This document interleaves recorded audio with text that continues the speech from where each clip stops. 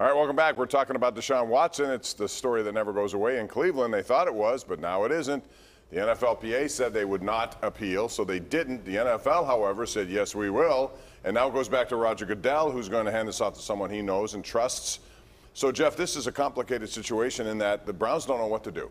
And if you're betting on win totals for the Cleveland Browns, what do you do? Because it could be Jacoby Brissett, it could be Josh Wright, it could be Josh Dobbs as your quarterback this year. What do you think will happen next? In an odd way, the schedule sets up for him to just be suspended off the top and then join in, as opposed to while an appeal is happening, he can keep playing. So he might play through the first couple of games and then face a longer suspension, which could really hose their season. I believe the Pittsburgh Steelers playing Cleveland in Week 3, which is an interesting way to look at it. It's a fascinating situation. Some of the language that was used in Sue Robinson's description of her decision, frankly, insulted an awful lot of women around the country, let's be honest here. And Roger Goodell's very well aware of that.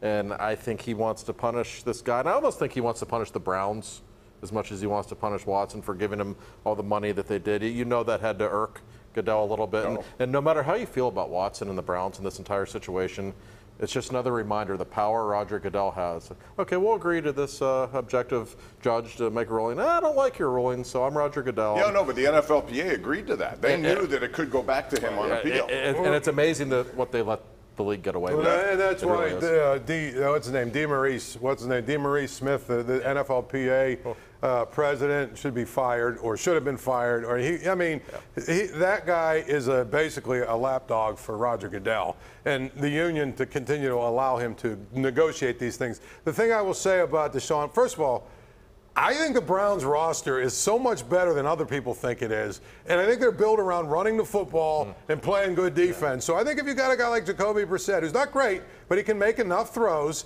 and he's probably not going to turn the ball over, I think they can win more games than people think. So that's number one with that combination. And number two, I think what the NFLPA wanted, and at least they got this, is after the appeal, they can go into federal court. And usually people say, well, federal judges aren't going to get involved in this. But there was an arbitrator who made a ruling that both sides agreed on. That was going to be the arbitrator, and I think that will carry some weight. So, I think the NFL swinging for, 12 games and a big fine? It probably is going to end up like 10 or 9 games and a little bit smaller of a fine. But I think that, I don't think that Deshaun Watson will be out this entire season. Josh, would it be in Deshaun Watson's best interest at this point? Because apparently they had, in the negotiations leading up to this, they had offered 10 to 12. He wouldn't take it. Maybe he should now. Maybe he should go back to them, maybe his group of people, before it ever gets to, a resolution with an arbitrator here, another one, or an appeal guy. Would you do that if you were him? Because otherwise you might be out a year and more. They want not just a year. I've heard they want indefinite suspension. I probably would at this point. Like I said, no matter how you feel about him or the punishment that he deserves, he doesn't have a lot of leverage right now. It's pretty clear.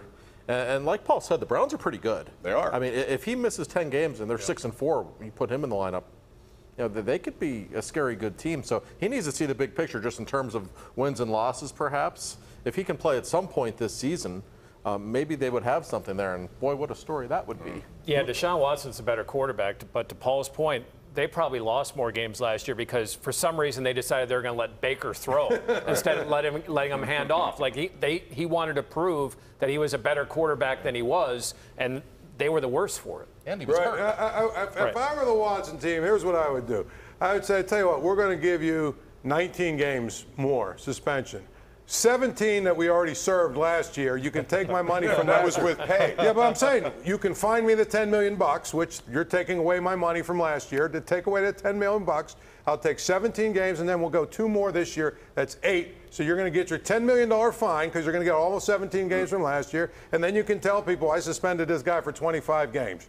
That's how I would approach it. That's where I would start if I was the Watson team. And I would agree, but the NFL may say, oh, the optics don't look well. It worked for Syracuse, right? It worked for Jim Boeheim in Syracuse. Take themselves out of the tournament, and then you get less time. I should be a lawyer. I'd like to see that. That would be great. I wouldn't want to face you in court. In court, he'd be a pit bull, wouldn't he? We're going to take a break. When we come back, we're going to talk about Pitt in West Virginia. The Backyard Brawl is back, and it's sold out. We'll talk about that when we come back, right here on the #1 Cochran Sports Showdown.